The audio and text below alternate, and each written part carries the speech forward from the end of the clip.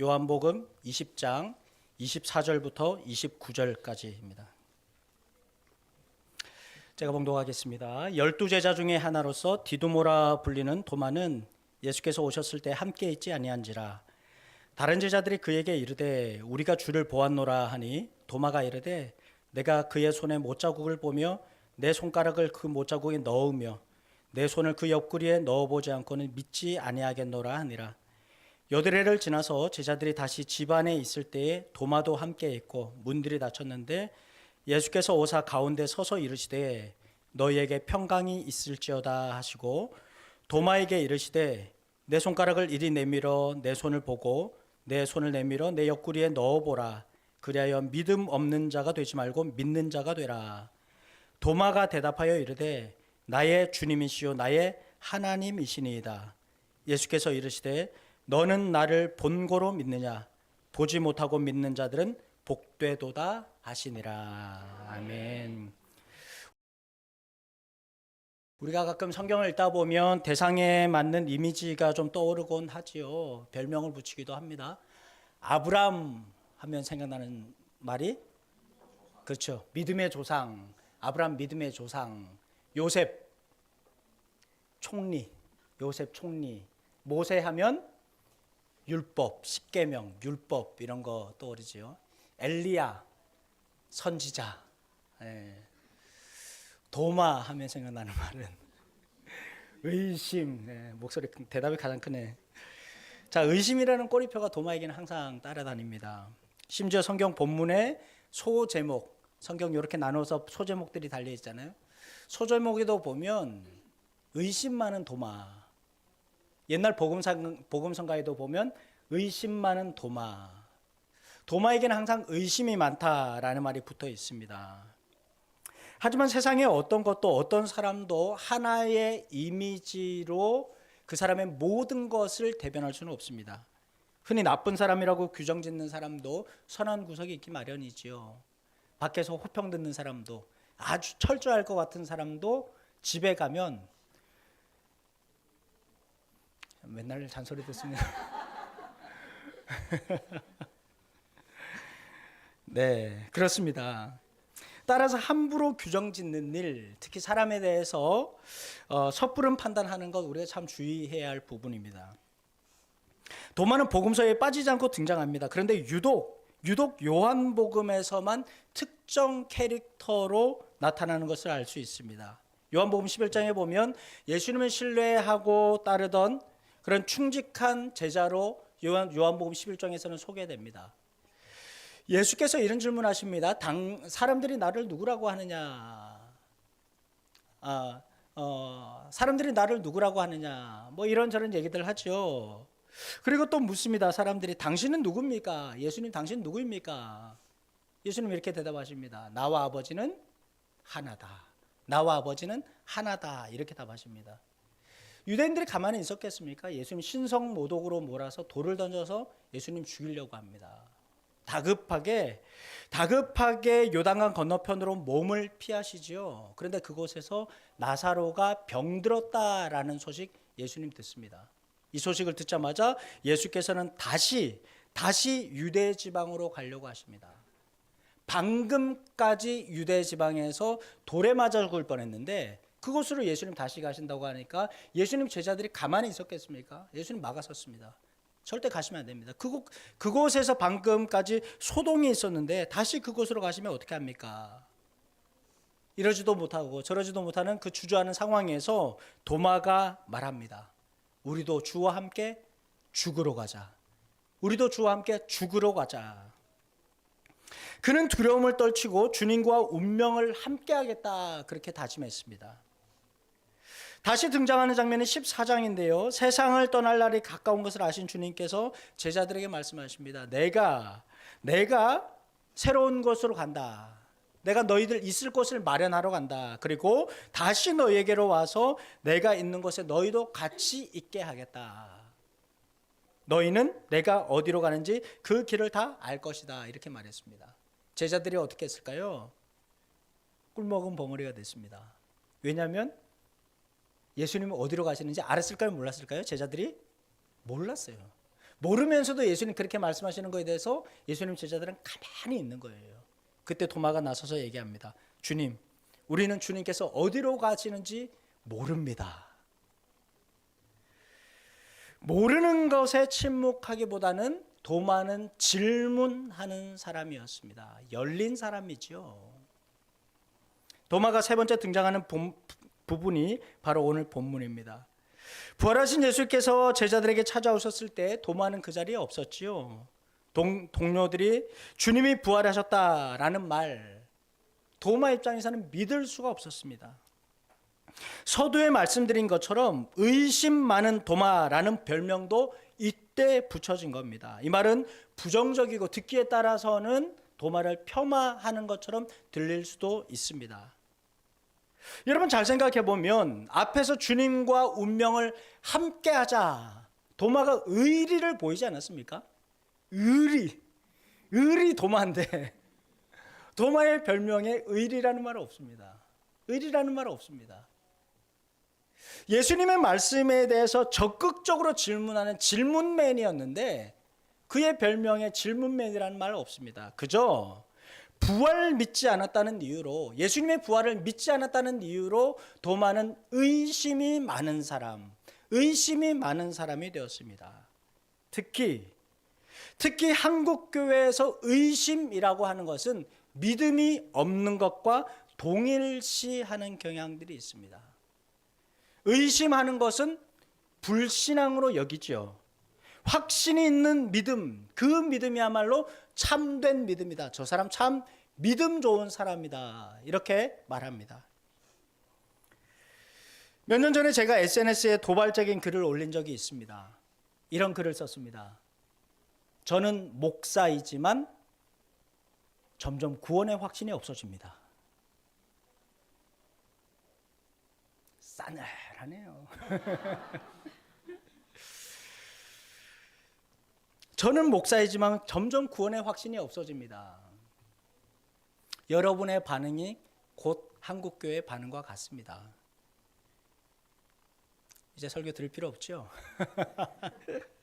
결론부터 말씀드리죠. 제가 말하려고 했던 것은 구원의 확신은 구원은 나의 확신으로 받는 것이 아니라 하나님의 은혜로 받는 거예요. 내가 확신이 있다고 하나님이 구원해 주시는 거 절대 아니에요. 그거 하나님의 몫이잖아요. 소위 구원의 확신이 있다고 하는 그리스도인들, 구원에 합당한 삶은 살지 않으면서 확신만 가진 이들이 있습니다.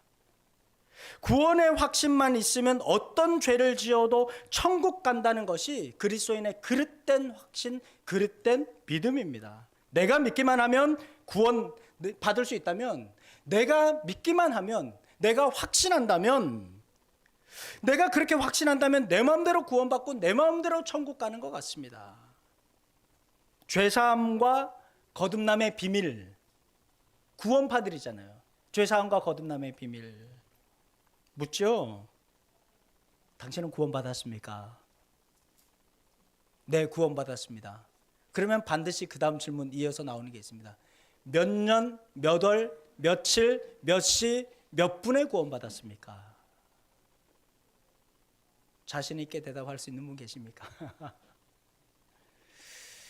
당신이 태어난 날과 시간 다 알고 생일 매년 지키면서 어떻게 영이 다시 태어난 날을 모른다는 말입니까? 당신은 구원받지 못한 겁니다.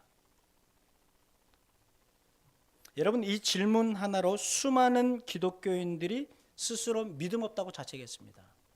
그리고 나는 구원받지 못한 사람이구나. 구원의 확신, 그 확신 때문에 불안해하는 이들이 많습니다. 그러나 여러분, 확신으로 구원받는다면 구약 성경을 다 암송하고 있다는 김건희 씨도 구원받았을 겁니다. 신천지 교주 이만희도 구원받을 겁니다. 2차 세계대전 당시에 독일 교회와 목사들의 침묵 속에서 유대인들 600만 명이 학살당했습니다.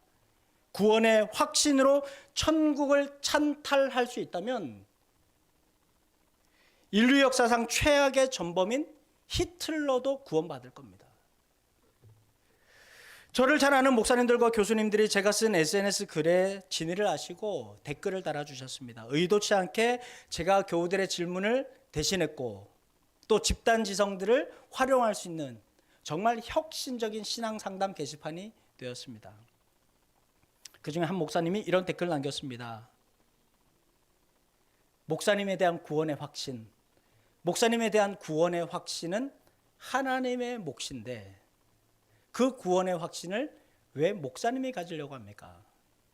하나님이 이 사람 구원할지 말지 그 확신은 하나님이 가지셔야지 그걸 왜 목사님이 가지려고 합니까? 그렇습니다.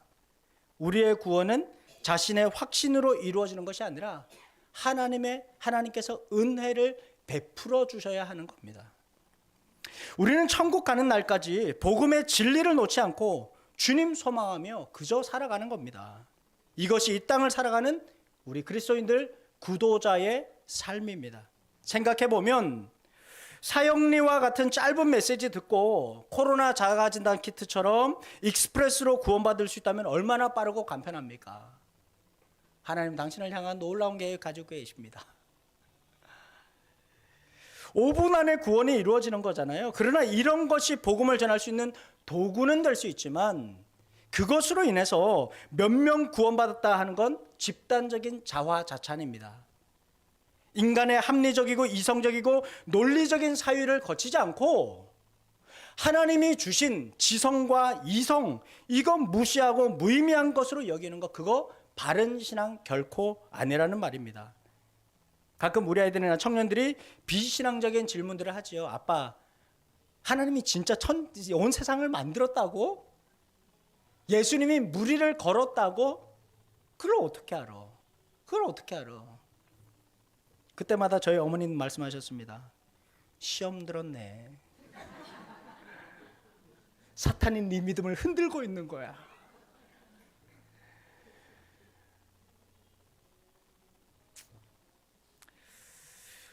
세상에는 눈으로 볼 수 없는 것들도 많이 있습니다. 눈에 보이지 않는 것에 더 많은 가치와 깊이가 많이 녹아 있습니다. 저처럼 이런 과정 없이 너무나 자연스럽게 믿음 가진 분들 참 많이 계십니다. 저만 해도 하나님이 없다고 생각하고 하나님이 없는 것처럼 살려고 사춘기 때 하나님을 부인하면서 살았던 적이 있습니다. 그런데 어딜 가도 하나님이 계시는 거예요. 일부러 밥 먹을 때 기도를 안 해봤어요. 그 밥 먹고 체했어요. 미칠 것 같은 거예요. 밥 먹을 때 기도 안 하고 밥을 먹었더니 죽을 것 같은 거예요. 주일날 교회를 안 간 적도 있습니다. 교통사고 날 것 같은 거예요. 하나님 나한테 벌 주실 것 같고 무슨 일이 생길 것 같은 거예요. 그런데 땅끝까지 가도 그곳에서도 하나님은 내 안에 계셨습니다. 여러분 축복이라고 생각합니다. 저와 같은 사람 축복이라고 생각합니다. 그렇지만 여러분 모두가 저나 아멘 하시는 여러분과 같지는 않다는 사실입니다. 모두가 그렇지는 않습니다. 질문과 답을 찾아가며 믿음을 배우는 분들이 계십니다. 성경 한 구절 한 구절을 읽고 해석해가며 믿음을 발견하는 분들이 계신다는 말입니다. 다만 그 질문과 의심이 하나님을 떠나겠다는 독립선언이 아니라 진리를 찾아가는 과정으로 우리는 받아들여야 합니다. 우리도 성경에 말하는 성경이 진리라고 그렇게 말을 하고 있지만 막상 현실을 살다 보면 진리가 무엇인지 어떻게 살아야 하는지 판단하기가 어려울 때가 얼마나 많이 있습니까? 특히 요즘처럼 급속도로 세상이 변하고 다원화된 세상을 살다 보면 정말 이 현실 세계, 우리가 살고 있는 이 현실 세대 그 세계가 아득하게 느껴질 때가 있지 않습니까? 어제 옳았던 것이 오늘 틀린 것이 또 얼마나 많이 있습니까? 세상에 어떤 것도 영원히 옳고 당연한 것이 없는 세상이 된 것 같습니다. 그래서 서슴없이 묻고 진솔하게 의심해야 하죠. 철학자 데카르트는 말했습니다. 참으로 알기 위해서는 모든 것을 의심해 봐야 된다. 의심의 미로를 통과한 사람이야말로 정확하고 제대로 알 수 있습니다. 의심하는 것 하나님 앞에 불경한 것 아닙니다. 그거 절대 불경한 거 아닙니다. 이성과 지성을 무시한 채 몰상식적인 구원의 확신에 절절매고 맹목적으로 믿기만 하면 이 맹목적인 신앙은 언젠가는 길을 잃게 마련입니다. 덮어놓고 믿어라. 일단 믿기만 해라. 덮어놓고 믿는 것만큼 위험한 건 없습니다. 일단 믿기만 하라는 말은 틀렸습니다. 회의와 질문을 통해서 성찰이 없는 종교, 폭력의 다른 얼굴이라고 할 수 있습니다. 의심과 불신앙, 의심하는 것은 불신앙이다. 여러분, 이거 같은 말 아닙니다. 이거 다른 말입니다. 그런 면에서 도마의 이 태도는 비난받아야 할 이유가 없습니다. 오히려 확신에 찬 사람이 타인에 대해서 얼마나 일방적이고 폭력적인지 우리는 잘 알지 않습니까? 항상 내 말만 옳다고 여기는 사람들, 내 말만 옳다고 여기는 사람들이 다른 사람들의 말에 귀 기울인 거 보신 적 있습니까? 나만 옳은 거잖아요. 도마는 번민했을 겁니다. 동료들이 한 입으로 주님의 부활을 증언했습니다. 그렇지만 상식적으로 죽은 사람이 어떻게 살아납니까? 죽은 사람이 살아났단 말을 어떻게 믿을 수 있습니까? 도마가 말합니다. 주님의 못자국 보고 만져봐야겠다. 또 창에 찔린 옆구리 내가 손을 직접 넣어봐야겠다. 내 눈으로 보고 내가 만져보기 전에 절대 믿을 수 없다고 말했습니다. 여러분, 도마가 잘못한 겁니까? 도마가 잘못한 겁니까? 우리도 죽은 사람이 다시 살아났다고 하면 누가 믿겠습니까? 어쩌면 도마의 이 딜레마는 초대교회 교인들이 의심했던, 초대교회 교인들이 정말 사실일까 의심했던 그런 생각들이었을지도 모릅니다. 그런가 하면 도마가 방황할 때 주님은 어디 계셨을까요?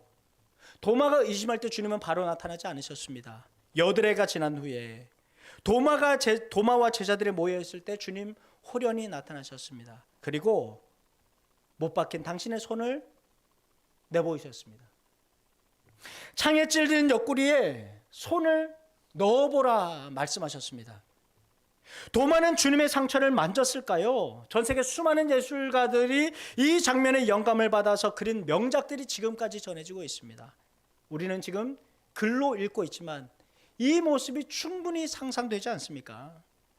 피 묻은 당신의 옷자락을 걷어서 도마의 손을 이끄시는 주님의 마음은 어땠을까? 의심하는 도마를 책망하려는 것일까요? 우리 주님은 그를 믿음의 자리로 이끌기 위해서 채 아물지도 않은 당신의 상처를 다 열어 보이셨습니다. 도마의 시린 상실감, 공허함 위로하기 위해서 주님은 기꺼이 당신의 환부를 보이셨습니다. 도마가 정말 예수님의 상처에 손을 댔는지 예수님의 옆구리에 손을 넣었는지 알 수 없습니다.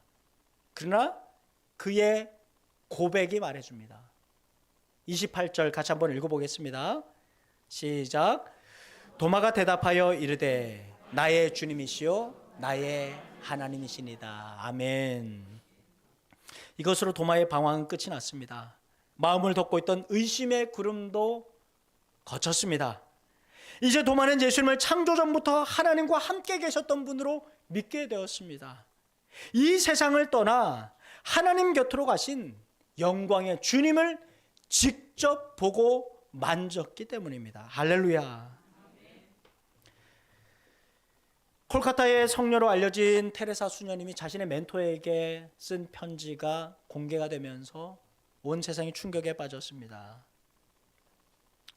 테레사 수녀님이 이렇게 편지를 썼습니다. 나는 지난 50년 동안 하나님의 현존을 경험하지 못했습니다. 나는 지난 50년 동안 하나님의 현존을 경험하지 못했습니다. 수녀회에 입문할 때만 해도 테레사는 평범하게 사역하려고 했습니다. 그렇지만 가난한 사람, 병든 사람, 버려진 어린아이들 돌보라 하나님의 부르심에 응답했습니다. 구제와 긍휼 사역을 했던 테레사, 평생토록 늘 기쁨과 보람, 감사가 넘쳤을까요? 수십 년간 타인의 고통을 받아내다 보면 그에게도 회의와 의심이 들지 않았겠습니까?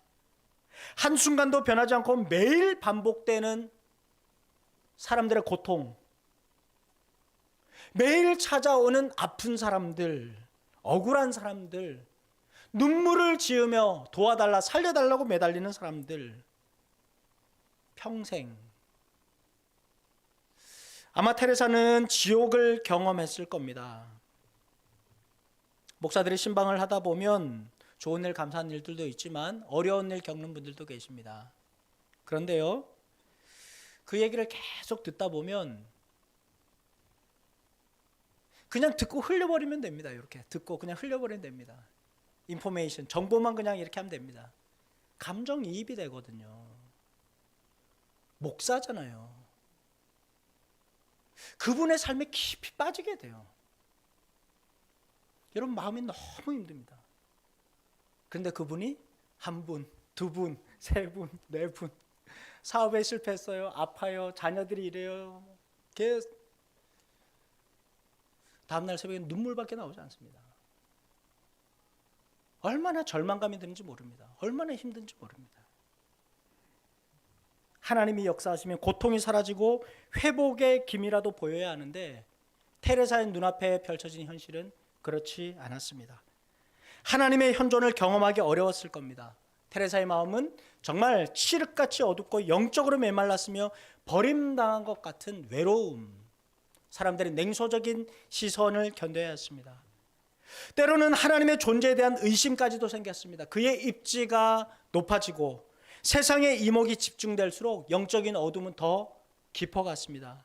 대단하십니다. 어떻게 해서 이런 일을 하십니까? 어떻게 평생 이런 일을 하십니까? 사람들은 칭찬하면 할수록 그의 마음은 더 힘들었습니다. 어쩌면 모든 것 벗어던지고 평범한 삶으로 돌아가고 싶었는지도 모르겠습니다. 테레사에게 참상으로 가득 찬 인도 콜카타, 하나님의 현존을 가리는 짙은 어둠이었습니다. 그 와중에 매일 이렇게 기도했다고 하지요. 하나님, 제가 전심으로 바라는 것은 제가 하나님의 기쁨이 되는 겁니다. 그는 십자가 앞으로 나아갔습니다. 의심과 회의 속에서도 매일의 그 부르심, 환자들, 가난한 사람들, 병든 사람들, 어린이 돌보는 일, 매일의 그 부르심에 충실했습니다. 여러분, 테레사의 이런 모습 통해서 우리는 십자가의 무게, 십자가의 이 좁은 길이 얼마나 험준한지 우리는 알 수 있습니다. 이러한 모습이 온 지구인들로 하여금 그의 삶을 숭상하게 했던 겁니다.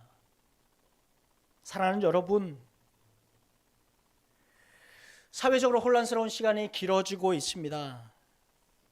여러분은 요즘 같은 세상에 의심 없이 매일 매 순간 하나님의 현존을 경험하고 계십니까? 평소 같았으면 들떠있는 연말 연시이겠지만 지금의 우리의 일상은 활력을 잃었습니다.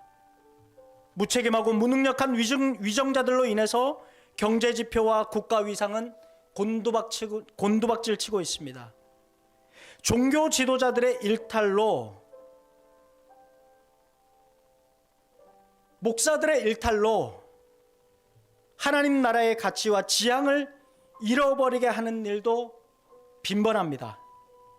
그러던 중 제주 여객기 참사를 보며 마음의 뚝이 와르르 무너지는 기분이었습니다. 정말 황당하고 어이없는 일이,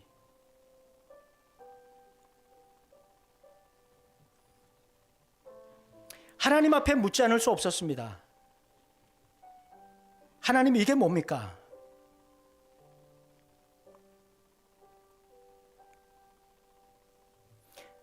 하나님, 왜요? 하나님, 왜 지금입니까? 왜 계속된 어려움? 왜 3살짜리 아이도? 왜 일가족도? 왜 어떤 가정 한 사람 남기고 모두 데려가셨습니까? 하나님, 이게 뭡니까? 어느 곳을 보아도 희망이 보이지 않습니다. 누구도 명쾌하게 오늘을 답할 수 있는 사람이 없습니다. 정답이 없는 질문만 계속 하지요. 어떻게 해야 됩니까? 하나님은 어떻게 해야 됩니까? 하나님의 뜻이 무엇입니까? 대한민국 땅에서 하나님이 보이지 않습니다.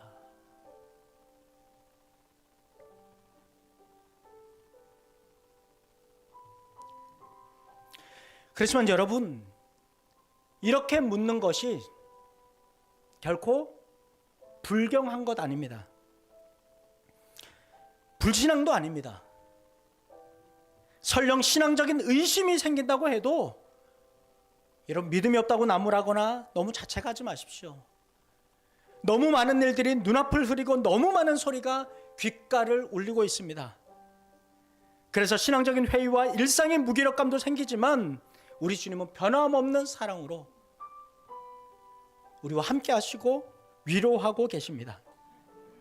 하나님의 임재, 하나님의 임재는 은혜로운 찬양과 간절한 기도 속에도 나타나시지만 칠흑같이 어두운 길 걷는 가운데서도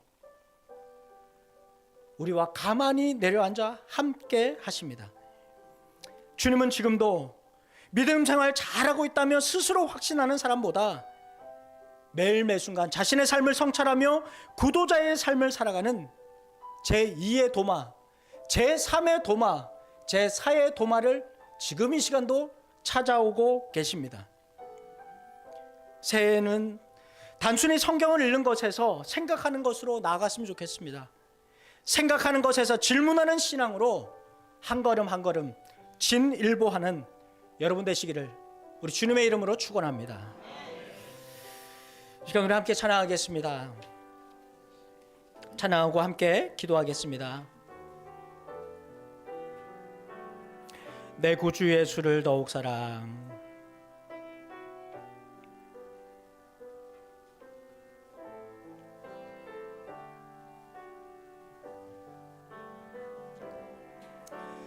내 구주 예수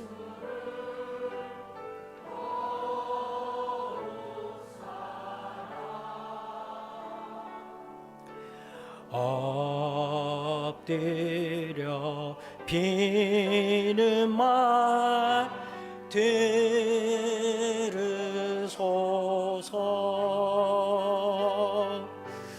내 진정 소원이 내 구주 예수를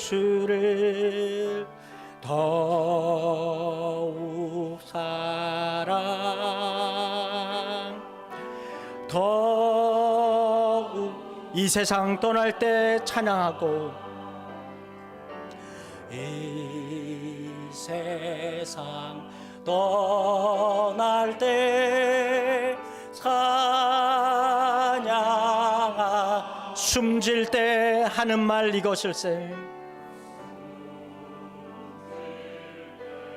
하는 말 이것일세.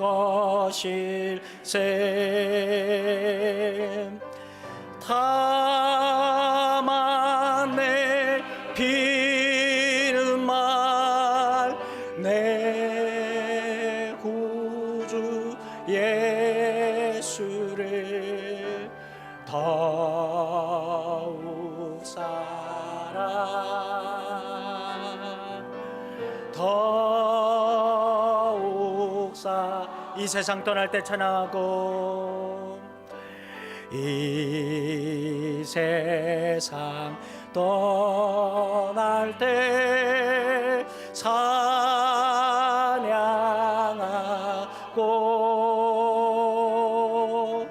숨질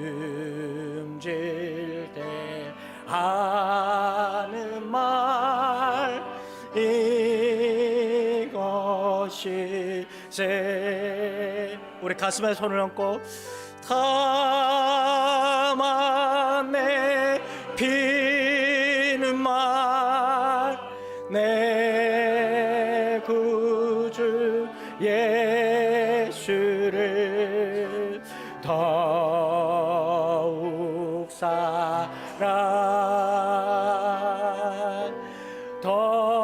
더욱 다만 내 피는 말 다만 내 피는 말 내 구주 예수를 더욱 사랑 더욱 사랑 더욱 사랑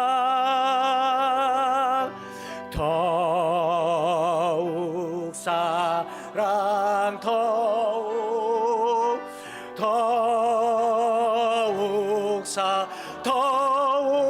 사랑 더욱 사랑